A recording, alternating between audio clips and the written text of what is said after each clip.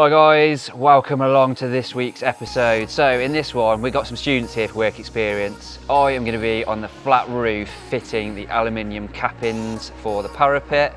There is a little bit of a wobble on one of them up there, which I'm a little bit annoyed about. There's not really a lot I can do. Also, epic times, the patio tiles get delivered and the first one gets set in. Definitely wasn't swearing at you there.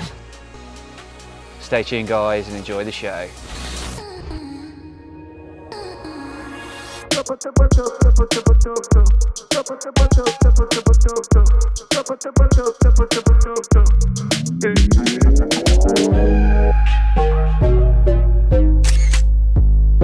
Right guys, so today is quite a monumental step forward because you can see these things dotted around. We've got the cappings, they've arrived. So we use a company called Aluminium. I think they're based in Bradford, all ordered online, and they basically create these aluminium copings or cappings, whatever you want to call them, that go over the top of the parapet wall. What they've also done for us is created these bespoke cappings which fit on to the exact dimensions that I've given them, and they actually work amazingly well. They're going to be perfect. So they've done three. They've done that one there, they've done this one in this corner which I've already fitted here, and they've done one down that end which I'm sure you will see about now. Right, so that one was a bit of a nightmare because there was lots of very different angles here, there and everywhere, but we got there, we got it sorted, and the guys at Aluminium, I think it was Andrew I was dealing with, they've smashed it out of the park with these. Really, really good. So basically we've got some 3 metre lengths, and we put the 3 metre lengths on here, and we ended up with a gap of about 200 mil. So we were toying with the idea of putting a 200 mil piece in, which is going to look a bit naff. So what we've decided to do is basically put 3 equal pieces on there because we've got the extra bit there just in case. So we've got 3 equal spaced or equal distance pieces across the top here, and then there'll be 1 piece that goes in there, and then obviously the 2 ends and that corner there. So I'm just in the process now of getting the brackets on. It's a really simple system. You basically fit these brackets and then you just pop the capping on over the top. There's some little sort of a ledge here that you can see. That hooks over these, and that's it. You silicone the joints, make sure it's all nice and sealed in, and that is it. It's really simple, really straightforward to do. We're going to redress the lead down there as well in the corners, and that's it. Nice and easy, and then we're fully watertight out here apart from the lantern, which will be the next sort of milestone out here, and then once that's on, that is it. Perfect, sealed in from the elements, totally. Right, I better crack on with this because it looks like it might chuck it down with rain.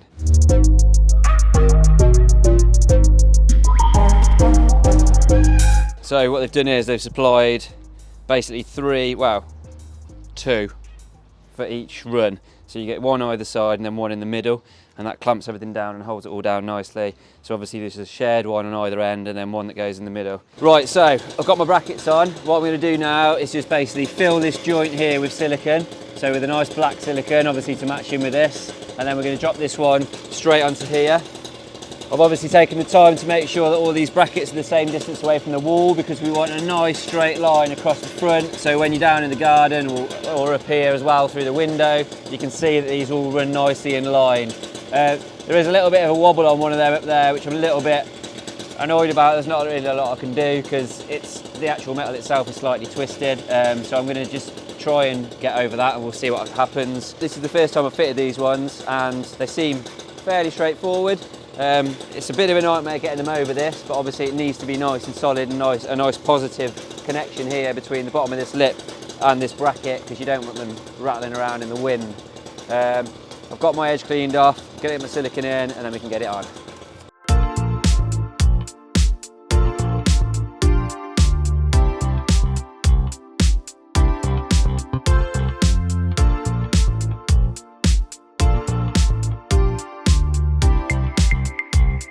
There we go, done it. So that was just a bit of a mission to get that middle one in.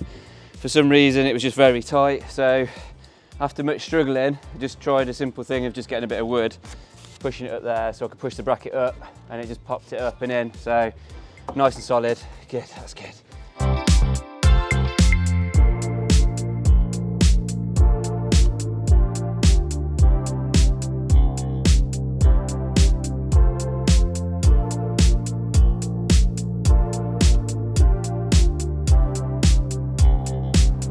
I'm just putting this on just to keep everything nice and uniform.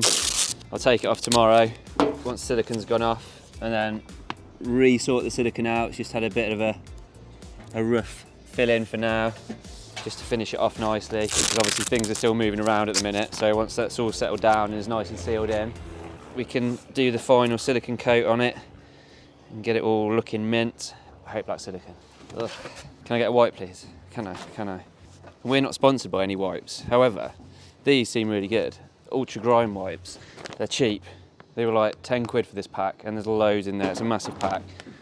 And also, they're really big as well, which other brands are nowhere near as big as that. Not naming any names, but yeah, these seem pretty good.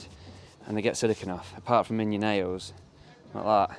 Definitely wasn't swearing at you there. Don't buy these ox clamps. Don't buy these ox clamps.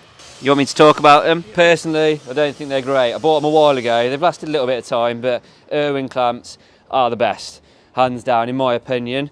They're not very strong. They haven't got a very strong grip on them, and the like the little feet bits, they snapped off like within a couple of weeks. I mean, they've lasted. They've served a purpose, but in future, I would rather go with the Irwin clamps. I've since bought quite a few more Irwin clamps because they are just superior, the best ones to be fair. So personally, I'd stay away from them. So these corners are slightly different. Come round here, come on. So obviously we use these for the straight copings, but when you've got something like this in this corner, we've got these. So basically this fixes on the top of the parapet like that, and then hooks over the bottom, because you can't have two lips like this, two edges sticking over, because obviously we're butting up against the wall there. So this will just sit basically like that, yeah, and then you screw down into the top, and then your lip will hook over to this, and then that side, what I'll do is I'll run a bead of silicone down there anyway, but this lead will get dressed over the top, and that will hold everything in nicely. Right, so what I've done, I've just clamped some of these joints because the metal has slightly twisted on a few of them, so they're not perfectly lining up. In the grand scheme of things, it's not that much of an issue, but you know what we're like, we're perfectionists. Definitely got OCD, every single one of us. But hopefully that, because of the amount of silicone underneath it, hopefully in the morning I'll be able to pop those off and they'll just be fine and won't move anywhere and just hold the metal there nicely. If it doesn't, I'm not that fussed, because it is literally, we're talking like 2 mil of movement there, not movement, but difference in the two, which you're not going to notice from down there, you're not going to notice from out there. It's literally because I'm here like that, fitting them, that I can see it. So there's no major issues with them. I'm just going to do a little bit of silicone in it there, and then just dress that lead over quickly, and then I can crack on with that one and just get the last bit in, and then we're all done. Right, so I've had to get Pete to help me with that mark, because what I need to do is make sure that my angles are right, because this is a very odd piece because of the way the ends work. It's at a bit of an angle, so I needed to make sure this was bang on, because this is about 120 quid for one of these, and I don't want to be stumping the bill for it. So I have to make sure it's right straight away, because we don't want any mistakes with this. We want to be able to just drop it straight in. It's not a case of just measuring and being able to do it, because it's a, what's the word? Is it a dodecahedron? Is that the right word?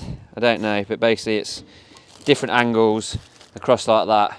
Is it a trapezium? Maybe it's a trapezium. Let me know in the comments what it is. I'm pretty sure it's a trapezium actually.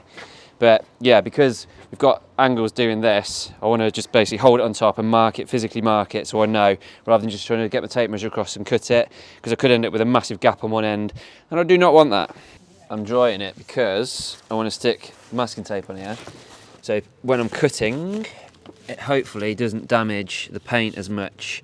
So if you ever cut wood or anything like that, sort of laminate or melamine or anything like that, putting tape on it actually helps with any blowout. So that's kind of my reason behind taping this up like this. Hopefully it means that it doesn't blow any of the paint as I'm going, because I don't really want that. But what I'm going to do is just take a quick measurement from the end here to this line, which is 1076. I need something to write on. 1076, and then take one here. 1084. 1084, and then I can just tape over this then and remark it afterwards, because I want to take down the sides as well as on the top, and that's obviously where my marks are.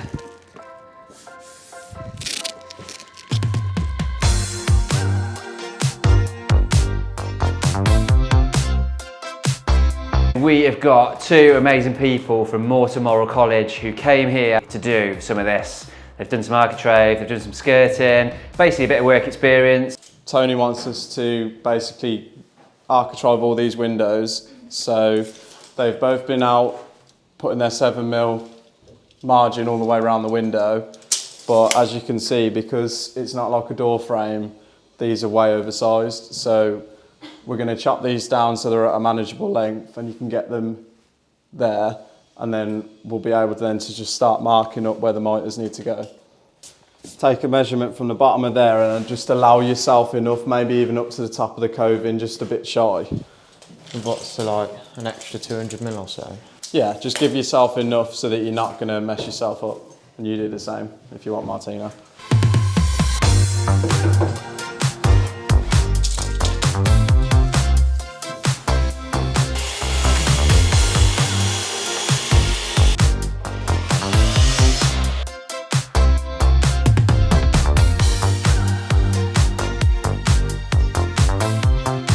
How's that? Is that on your 7mm marks all the way around? Yeah. I can still see the pencil line on both of them, so yeah. Yeah? So you're happy with that mitre? That's pretty good? Yeah. Okay then. So we know that's 45. Just do the same that side. Just check it. There you are. Yeah. Just make sure that top one's on your pencil line. See where you drift, that's it. Yeah, happy with that? Yep. See, we've got a gap here. Yeah. Yeah. We just raise this up slightly here. You tell me when you want it. Yeah, better? Yeah, more, there? that's good. Okay. So what will happen is, if you're not flat on the bed when you're cutting, and you don't realise, when you cut that, what's it going to do to the mitre? Wonky. Exactly, so when you come to fit it, it's not going to join up not gonna- nicely at the front. So what I would do, personally, when I'm doing stuff like this, because you want to be as accurate as you possibly can, Yeah. so you know that where you've started the mark down here, Yeah. that point there, yeah, Oh. was totally on it, wasn't it? Yeah. So what I would do is just little bring bit it, more. just bring it down like that, and then look Oh. through here, Oh, yeah, there's and a eye mark. that blade up with that point. Oh. Yeah, you see what I'm saying? Yeah. If you do it from above, you might get a slightly different angle. Ah. Yeah, so you know that's good now. So I've never tried that. That's a good tip.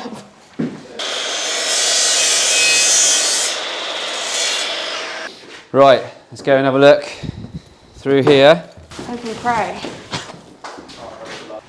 Okay, so probably get that should've- lined up with your margin marks, and then just check the top. So that cut lines up with your line at the top. You want to basically just hide that pencil mark, yeah? Yeah. So it's literally like that. But you know, at the top, okay, we're a bit wobbly, right? So at the top out and the bottom out, and then we can make the middle work. So you're happy that that mitre point touches that line? Yeah. Yeah? Yeah. Okay, cool. Right, let's get these stuck on. Right, so now we need to put a bit of glue on this sill. Yeah, just where the Architrave is going to come in contact with it. It doesn't matter if you put a bit much on or whatever, it's better to have too much than not enough. Fair enough. Yeah, that'll be fine. Just to give a little bit of extra contact, that's all. Right, and then get your Architrave on. So you just get it somewhere near for now. And then you're going to just apply loads of forward pressure on it, and then up and down as well. Just push it in as tight as you can.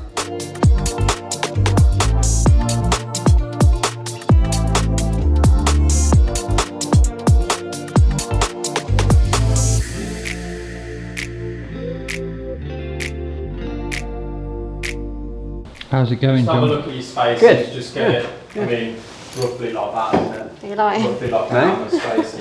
Yeah. Have you ever done this before? No. Well, there you go then, you're doing really good. If you've done it before, then I'd be like, but no, you've used this once, Yeah. or twice. What you got to do, okay, push it, hold the trigger until it shoots, okay? So when we come to the edge here, see there's a little line on it there? Yeah. That's where the pin will come out of, okay? Okay. So you need to make sure that's in the centre here like that. Push it, hold the trigger until it shoots. That's it. It's so loud. Eh? It's so loud. What? Right, so we're going to do that underneath It's as tiny well. little nail. just in the bottom, so we're going to go into this part of it. Yeah. We've already glued it, but we want to make sure there's a mechanical fixing in there as well. That's it. Okay, if you just do this bottom few here. That's it. Cool.